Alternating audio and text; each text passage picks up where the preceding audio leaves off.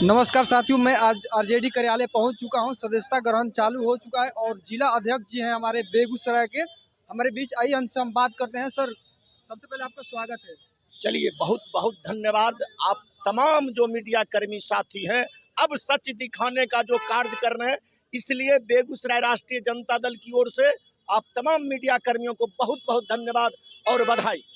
Sir, आज पूरा देखे कि भीड़ लगा हुआ है, क्या था आज पार्टी में सब लोग जुटे? देखिए, सबसे पहले हम तमाम जिला अध्यक्ष, जो जिला के प्रधान महासचिव हैं, जो महिला बहन अध्यक्ष आई थी, और खास करके युवा राष्ट्रीय जनता दल के जो जिला अध्यक्ष साथी आए थे, तमाम लोगों को जो खुशहाली देख रहे हैं चेहरे पर, इसका खास करके आज जो आर्थिक न्याय के महानायक माननीय तेजस्वी प्रसाद यादव हम लोगों के बैठक में शिरकत किए, इसलिए हम लोग खुशी में दिखाई दे रहे हैं। खास करके माननीय तेजस्वी प्रसाद यादव जी बिहार नहीं, देश के लीडर हैं। क्या कहना चाहते हैं जी? और ये 2025 का चुनाव है विधानसभा का, इसमें तेजस्वी यादव युवाओं के लिए अब की बार क्या करने जा रहे हैं? माननीय तेजस्वी प्रसाद यादव जी जिस तरह से आदरणीय राष्ट्रीय अध्यक्ष लालू प्रसाद यादव जी को बिहार नहीं, भारत नहीं, पूरे दुनिया के लोग जानता है, समता मूलक समाज के संस्थापक के रूप में, धर्मनिरपेक्षता के रूप में, आदरणीय सामाजिक न्याय के क्रांति के रूप में आदरणीय लालू प्रसाद यादव जी को पूरे देश के लोग जानता है। उसी तरह से आज बिहार नहीं, पूरे देश नहीं, दुनिया जान रहा है, आर्थिक न्याय के महानायक के रूप में कोई पैदा लिया बिहार के धरती पर, तो माननीय तेजस्वी प्रसाद यादव जी पैदा लिए हैं, जिसका जीता जागता उदाहरण है। साथियों, 20 के विधानसभा के चुनाव में वह पटना की धरती हो, अररिया की धरती हो, पूर्णिया की धरती हो, मधेपुरा की धरती हो, तमाम जिला मुख्यालय में जाकर माननीय तेजस्वी प्रसाद यादव जी एक वादा किए थे, हमारी सरकार बनेगी, प्रथम कैबिनेट की बैठक में 10 लाख बेरोजगारों को सरकारी नौकरी देने का काम करेंगे। अल्पकाल में हमारे नेता ने 5 लाख बेरोजगारों को सरकारी नौकरी देकर यह साबित कर दिया, जो हम बेरोजगारों को रोजगार देने वाले हैं, आर्थिक उन्नति लाने वाले हैं, देश में धर्मांध नहीं लाएंगे, देश में कत्लेआम नहीं करवाएंगे। हमारे नेता का उद्देश्य है बिहार का विकास हो, देश का विकास हो, युवाओं की विकास हो, आर्थिक उन्नति हो। ये तो बात ठीक है कि तेजस्वी यादव जी ने आए सरकार में तो मतलब कि युवाओं को इतना रोजगार दिए, लेकिन अब की बार जो है आप लोगों का क्या मतलब कि विशेष मतलब कि सोच रहे हैं आप करने के लिए? 2025 में आप सरकार में आपकी पार्टी आती है, अब क्या नया प्लान आप लोग बनाए आप तो देख लिए, हमारे नेता के द्वारा घोषणा हो गया है माई बहिन मान योजना, जिसमें सभी जाति, सभी धर्म, सभी वर्ग के माताएं बहनों को राष्ट्रीय जनता दल की सरकार बिहार में गठन होगी, प्रत्येक माह 2500 रुपया दिया जाएगा। वह सामाजिक सुरक्षा पेंशन हो, राष्ट्रीय वृद्धावस्था पेंशन हो, बिहार में राष्ट्रीय जनता दल की सरकार की गठन होगी, प्रत्येक माह 1500 रुपया दिया जाएगा।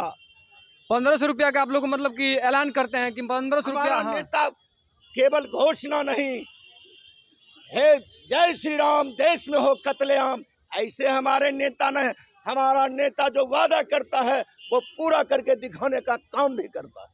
यस, ये तो बात सही है कि जो वादा किए थे 17 महीने सरकार में रहे, लेकिन करके दिखाए हैं। लेकिन अब की बार आप लोग का है कि जो 1500 रुपया का आप लोग बोल रहे हैं कि 1500 रुपया का जो देना है, तो क्या ये सत्य है? आप सरकार में आते थे तो करेंगे ये सब? 110% हमारा नेता जो वादा करता है निभाने का काम भी करते हैं। जैसे कि ब्लॉक स्तर पे और जिला स्तर पर अक्सर अधिकारी और जैसे परेशान हो रहे पब्लिक भ्रष्टाचार के, मतलब कि इतना केंद्र बन गया है कि लोग को एक जातिवासी बनाने के लिए वहाँ पैसा देना पड़े, इस पे आप लोग क्या? देखिए, हमारा नेता सरकार में आते ही जो भ्रष्टाचार चरम सीमा पर है, जो महाजंगल राज चल रहा है बिहार में, इस प्रशासन को दुरुस्त करके महाजंगल राज भी खत्म करेंगे और भ्रष्टाचार भी बिहार से मिटा दें। बीजेपी तो बोलती है कि आरजेडी का जो है सरकार आती है तो जंगल राज हो जाता है। शर्म लगना चाहिए भारतीय जनता पार्टी वाले को, उसके नेता को। कौन ऐसा दिन है किस पंचायत में हत्या नहीं हो रही है?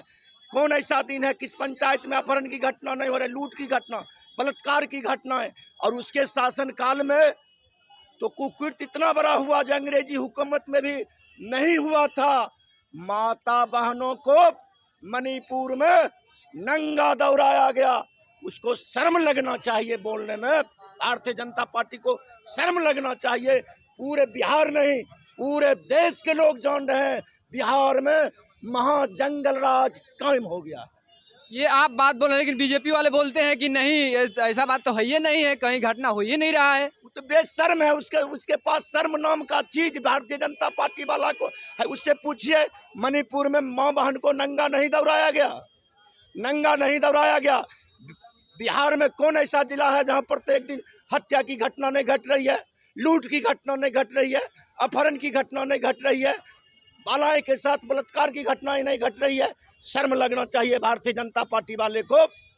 सर एक बात और है कि आप जैसे कि पार्लियामेंट में अमित शाह जी जो बात बोले हैं बाबा साहब को लेकर, इस पर आप लोग का क्या कहना है? देखिए पूरे देश के जो हमारे महानायक थे, महापुरुष थे, आज उनका आत्मा कलंकित हो रहा है। डॉक्टर राजेंद्र प्रसाद भी अखंड विद्वान थे, अखंड विद्वान थे। डॉक्टर लोहिया अखंड विद्वान थे, डॉक्टर लोहिया अखंड विद्वान थे। राष्ट्रपिता महात्मा गांधी का भारत, जिनके अध्यक्षता में संविधान की गठन हुई, वह बाबा साहब को गाली देने का मतलब इस भारत को गाली देने का बराबर हुआ। आज अमित शाह पूरे भारत को गाली दे रहा है, पूरे भारत को गाली दे रहा है। पूरे भारत बर्दाश्त करने का बाबा साहब का अपमान इस भारत देश का अपमान है। एससी एसटी ओबीसी के नेता उसमें भी बैठे हैं जो कि उनके पार्टी में थे, एनडीए में जो भी है, एससी एसटी के नेता इस पर कुछ बोल ही नहीं रहे। तो आप कहे भ्रष्टाचार मिटाइएगा, कुछ वैसे भ्रष्ट लोग, चमचा लोग बैठे हैं।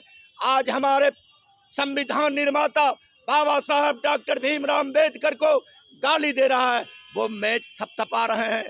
याद करिए, जो रामराज की चर्चा हो रही है, फिर पत्थर छुआ जाएगा, फिर खटिया पर लोग नहीं बैठेगा।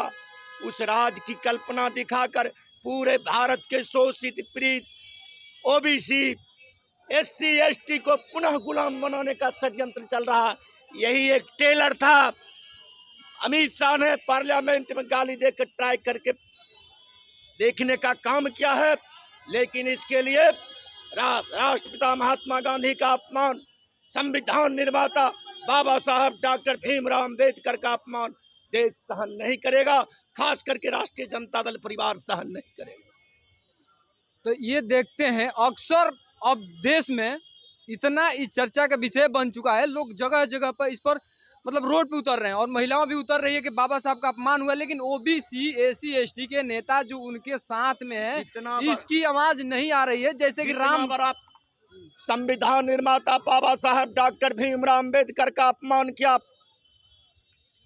तुरंत अमित शाह को इस पद से इस्तीफा देकर दे देना चाहिए, शर्म अगर है तो।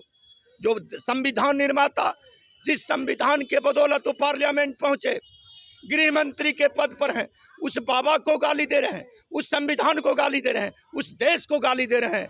अगर इस पर जो चुप बैठने वाला लोग है, बुझिए जयचंद है।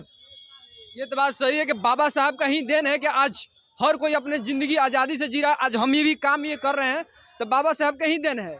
लेकिन इस बाबा साहब को आवाज़ जैसे कि उठाना चाहिए लोगों को, जो भी एससी एसटी के नेता हैं, इसको उठाना चाहिए कि नहीं उठाना चाहिए? जैसे आरजेडी आप करता है और जिला अध्यक्ष है, आपसे पूछे तो आप बोले कि नहीं, बाबा साहब को बहुत अपमान किया गया है, उनको पद से इस्तीफा दे देना चाहिए, जैसे आप बताए ना।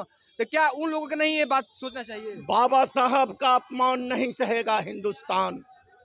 पूरे हिंदुस्तान को गाली देने वाला को हिंदुस्तान सहन नहीं करेगा। अच्छा, प्लान पे आप क्या बोलना चाहेंगे? प्लान पे जैसे कि अक्सर बिहार का बेरोजगारी इतना बढ़ चुका है कि लोग प्लान कर रहे हैं, अदर मतलब कि कंट्री में भी जा रहे हैं और अदर स्टेट में भी जा रहे हैं, जो कि बिहार के अक्सर लोग इस पे क्या। आर्थिक न्याय के महानायक माननीय तेजस्वी प्रसाद यादव जी को सरकार गठन होते ये प्लान रुक जाएगा।